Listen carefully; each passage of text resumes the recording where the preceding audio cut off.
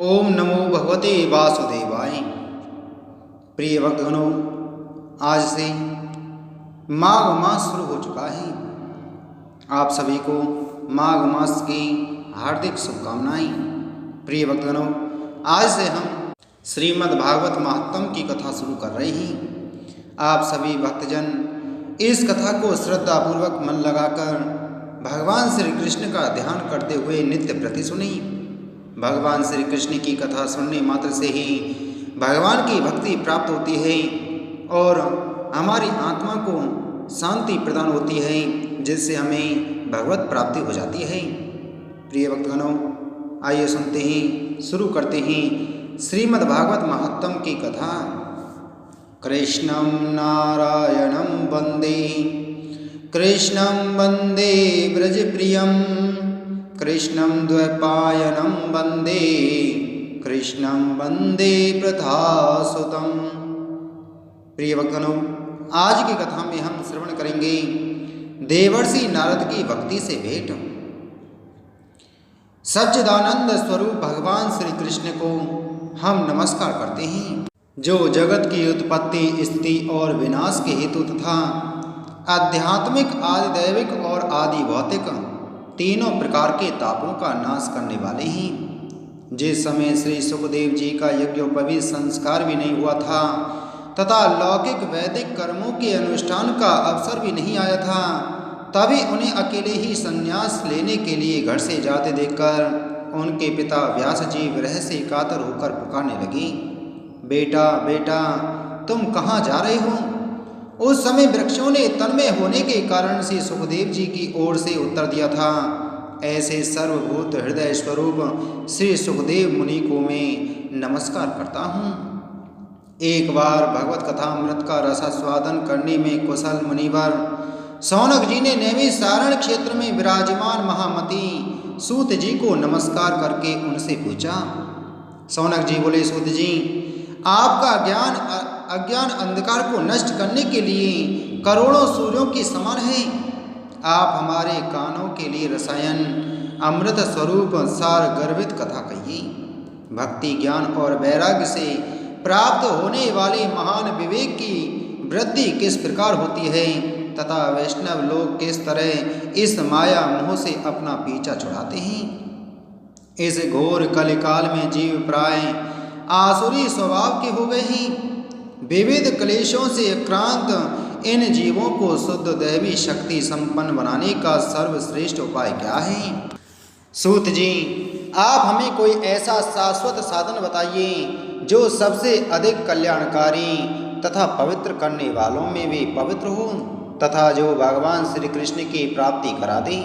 चिंतामणि केवल लौकिक सुख दे सकती है और कल्प वृक्ष अधिक से अधिक स्वर्गीय संपत्ति दे सकता है, परंतु गुरुदेव प्रसन्न होकर भगवान का योग्य दुर्लभ नित्य वैकुंठ धाम दे देते हैं। सूत जी ने कहा, शौनक जी, तुम्हारे हृदय में भगवान का प्रेम है, इसलिए मैं विचार कर तुम्हें संपूर्ण सिद्धांतों का निष्कर्ष सुनाता हूँ, जो जन्म मृत्यु के भय का नाश कर देता है, जो भक्ति के प्रवाह को बढ़ाता है और भगवान श्री कृष्ण की प्रसन्नता का प्रधान कारण है। मैं तुम्हें वह साधन बतलाता हूँ, उसे सावधान होकर सुनो। श्री सुखदेव जी ने कलयुग में जीवों के काल रूपी सर्प के मुख का ग्रास होने के त्रास का अत्यंतिक नाश करने के लिए श्रीमद् भागवत शास्त्र का प्रवचन किया है। मन की शुद्धि के लिए इससे बढ़कर कोई साधन नहीं है। जब मनुष्य के जन्म जन्मांतर का पुण्य उदय होता है, तभी उसे इस भागवत शास्त्र की प्राप्ति होती है। जब सुखदेव जी राजा परीक्षित को यह कथा सुनाने के लिए सभा में विराजमान हुए, तब देवता लोग उनके पास अमृत का कलश लेकर आए।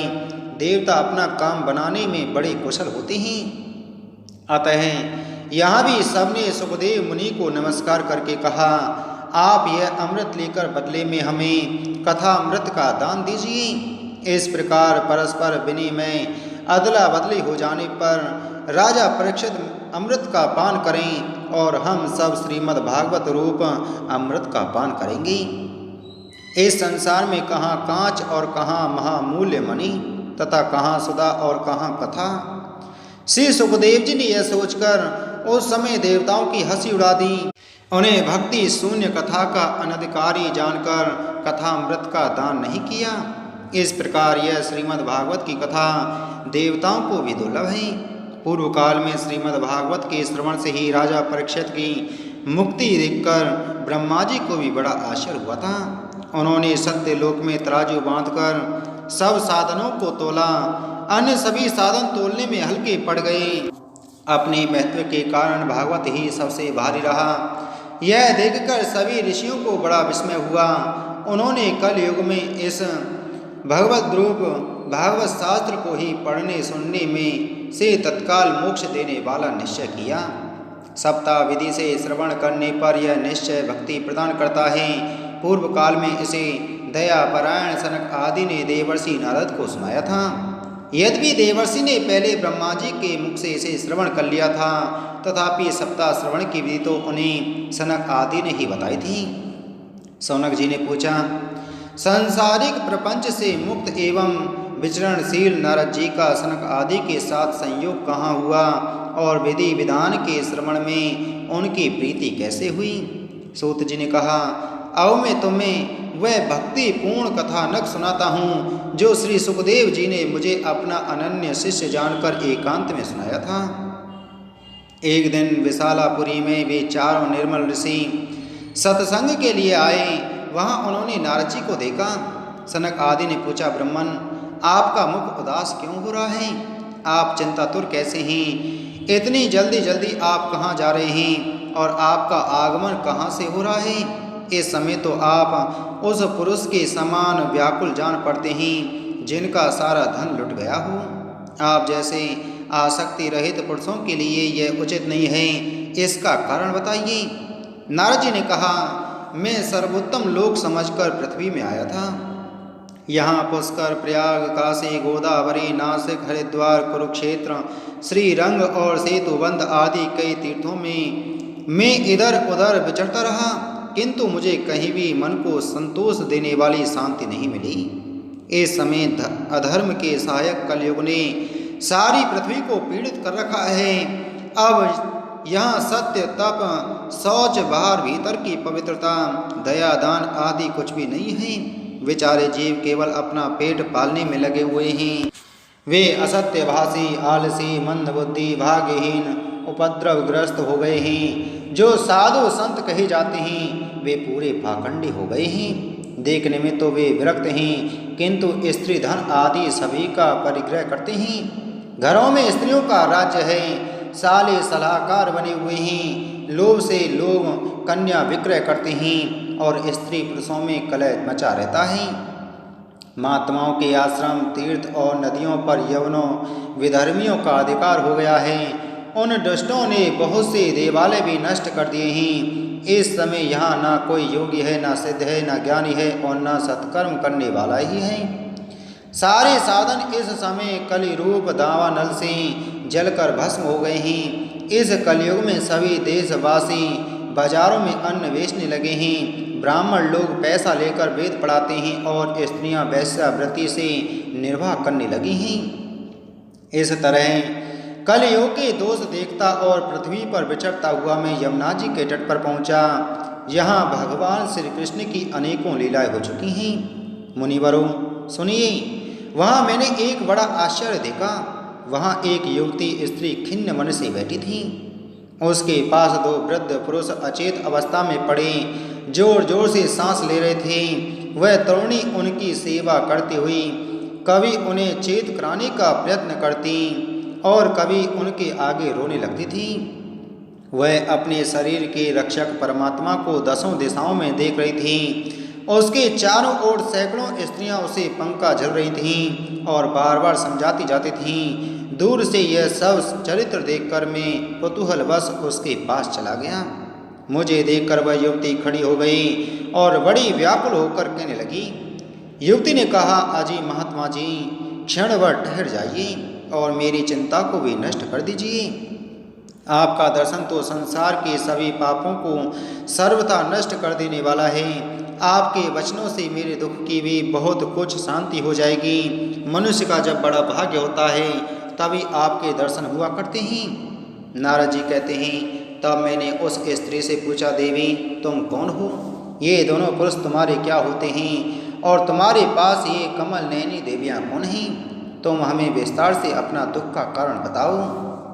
युवती ने कहा, मेरा नाम भक्ति है, ये ज्ञान और वैराग्य नामक मेरे पुत्र हैं। समय के फेर से ही ये ऐसे जर्जर हो गए हैं। ये देवियाँ गंगा जी आदि नदियाँ हैं, ये सब मेरी सेवा करने के लिए ही आई हैं। इस प्रकार साक्षात देवियों के द्वारा सेवित होने पर भी मुझे सुख शांति नहीं है। तपोधन, अब ध्यान देकर मेरा वृत्तांत सुनिए। मेरी कथा वैसे तो प्रसिद्ध है, फिर भी उसे सुनकर आप मुझे शांति प्रदान करें। मैं द्रविड़ देश में उत्पन्न हुई, कर्नाटक में बढ़ी, कहीं कहीं महाराष्ट्र में सम्मानित हुई, किंतु गुजरात में मुझको बुढ़ापे ने आ घेरा। वहाँ घोर कलयुग के प्रभाव से पाखंडियों ने मुझे अंगभंग कर दिया। चिरकाल तक यह अवस्था रहने के कारण मैं अपने पुत्रों के साथ दुर्बल और निस्तेज हो गई। अब जब से मैं वृंदावन आई, तब से पुनः परम सुंदरी स्वरूपवती नवयुक्ति हो गई हूँ, किंतु सामने पड़े ये मेरे दोनों पुत्र थके मादे दुखी हो रहे हैं। अब मैं यह स्थान छोड़कर अन्यत्र जाना चाहती हूँ। ये दोनों बूढ़े हो गए हैं, इसी दुख से मैं दुखी हूँ। मैं तरुणी क्यों और ये दोनों मेरे पुत्र बूढ़े क्यों? हम तीनों साथ साथ रहने वाले हैं, फिर यह विपरीतता क्यों? होना तो यह चाहिए कि माता बूढ़ी हो और पुत्र तरुण। इसी से मैं आश्चर्यचकित चित्त से अपनी इस अवस्था पर शोक करती रहती हूँ। आप परम बुद्धिमान एवं योग निधि हैं, इसका क्या कारण हो सकता है, बताइए। नारद जी ने कहा, साध्वी, मैं अपने हृदय में ज्ञान दृष्टि से तुम्हारे संपूर्ण दुख का कारण देखता हूँ। तुम्हें विषाद नहीं करना चाहिए, श्री हरि तुम्हारा कल्याण करेंगे। सूत जी कहते हैं, मुनिवर नारद जी ने एक क्षण में ही उसका कारण जानकर कहा। नारद जी ने कहा, देवी सावधान होकर सुनो, यह दारुण कलयुग है।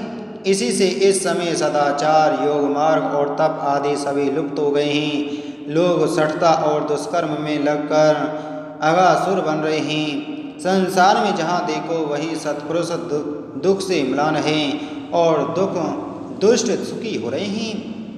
इस समय जिस बुद्धिमान पुरुष का धैर्य बना रहे वही बड़ा ज्ञानी या पंडित है।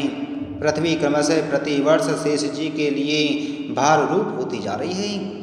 अब यह छूने योग्य तो क्या देखने योग्य भी नहीं रह गई है और ना इसमें कहीं मंगल ही दिखाई देता है। अब किसी को पुत्रों के साथ तुम्हारा दर्शन भी नहीं होता। विषयानुराग के कारण अंधे बने हुए जीवों से उपेक्षित होकर तुम जर्जर हो रही थी। वृंदावन के संयोग से तुम फिर नवीन तरुणी हो गई हो। अतः यह वृंदावन धाम धन्य है, जहाँ भक्ति सर्वत्र नृत्य कर रही है, परंतु तुम्हारे इन दोनों पुत्रों का यहाँ कोई ग्राहक नहीं है, इसलिए इनका बुढ़ापा नहीं छूट रहा है।